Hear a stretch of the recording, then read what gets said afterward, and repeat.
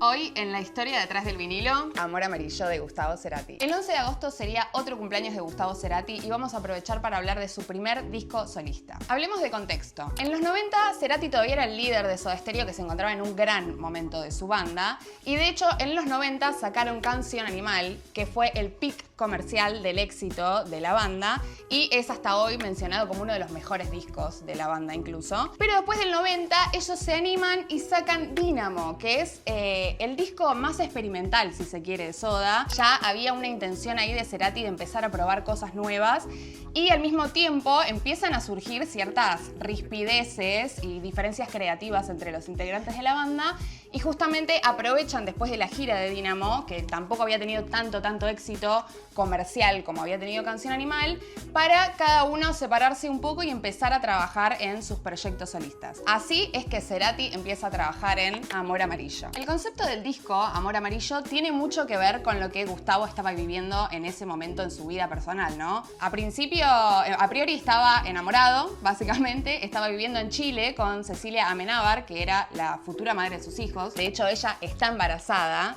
y dejó un gran momento, uno de los videos más icónicos de esta era de Cerati, que es el video de Te llevo para que me lleves, que es el video en el que ella aparece embarazada y participa en los coros de la canción. A su vez también es un disco muy personal y tiene completamente un estilo distinto a lo que él venía haciendo en Soda. Incluso se puede notar ya desde la estética, porque él venía de una estética súper glam, ese maquillaje tan ochentoso que tenía Soda. Y en este caso vemos un Cerati mucho más personal, mucho más casero, con otro tipo de estética íntima. Y tan íntimo era el disco que de hecho él termina grabando en un estudio, un home studio, que él arma en su casa en Chile. Lo cual era súper innovador para la época porque en ese momento era mucho más común que acudan a grandes estudios de grabación carísimos. Y él se arma todo su estudio en su casa y graba todo él mismo. Guitarras, voces, teclados, algunas baterías. Empieza a experimentar con sintetizadores y loops electrónicos, algo que era súper adelantado a su época. El resultado de Amor Amarillo es un disco con un estilo de rock alternativo súper adelantado para su época, en el que nos deja canciones icónicas como Avenida El Corta, Lisa y particularmente él se da el lujo de hacer el cover de Bajan, el tema de Spinetta, que además era el máximo ídolo de Cerati, así que realmente se da el gusto.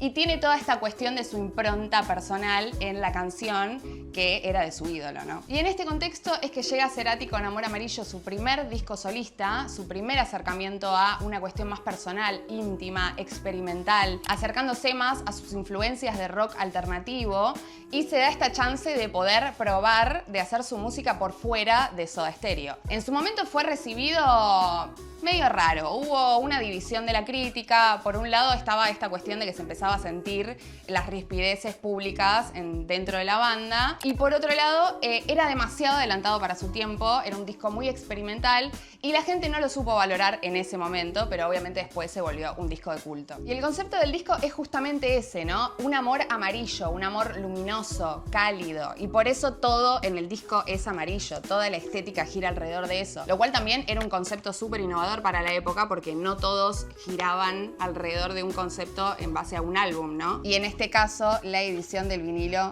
es efectivamente amarilla también. Así que Amor Amarillo termina siendo la entrada, la puerta de entrada a esta cuestión más experimental de Cerati, en la que empieza él con su carrera solista. Obviamente después cuando él vuelve a Soda, todo estaba medio entre ellos y aparte él ya tenía una idea de lo que quería hacer y no combinaba con el estilo ochentoso que tenía Soda, ¿no? Entonces este va a ser la puerta de entrada a su carrera solista, que nos va a dar grandes clásicos como Bocanada, como Ahí Vamos, como Fuerza Natural. Todos discos que no fueron lo suficientemente valorados en su momento, pero que son todos clásicos de culto y hoy cómo lo extrañamos a Cerati. Así que una gran forma de festejar otro 11 de agosto en el que lo extrañamos a Gustavo Cerati.